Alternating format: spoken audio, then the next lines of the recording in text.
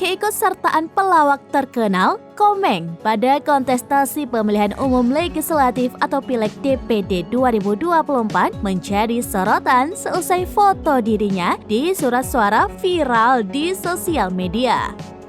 Bahkan, sosok komedian bernama asli Alfian Syah Bustami ini diprediksi akan maju ke Senayan. Dilansir Tribunnews.com, perolehan suara sementara untuk Komeng hingga Kamis 15 Februari 2024 pagi dilaporkan terus melesat. Dalam hasil perhitungan KPU, pantauan Tribunnews pada pukul 9.30 waktu Indonesia bagian Barat, Komeng sudah memperoleh suara 186.291 atau 8,27% untuk DPD Jawa Barat. Namun, angka tersebut belum final lantaran perhitungan suara yang masuk untuk DPD Jabar di situs KPU baru 32,54%. Sebagai informasi, Komeng merupakan pria kelahiran 25 Agustus 1970, dikenal sebagai seorang pelawak, pengisi suara, penyiar radio, dan presenter Indonesia.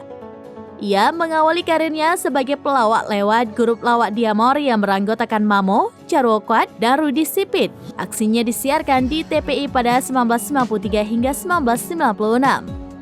Ayah 3 anak yang merupakan suami dari Apriliana Indra Dewi ini sebelum menjadi komedian pernah kuliah di Akademisi Bisnis Indonesia, namun tidak tamat. Komeng juga sempat berpindah tempat kuliah.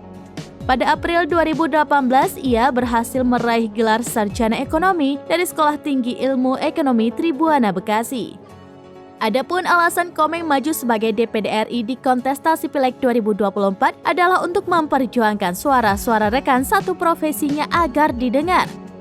Selain itu, jika terpilih nantinya, salah satu misinya adalah membahagiakan masyarakat Jawa Barat lewat komedi. Sebagai informasi, Komeng terus mencari perhatian setelah foto nyelenehnya di surat suara DPD Jabar viral.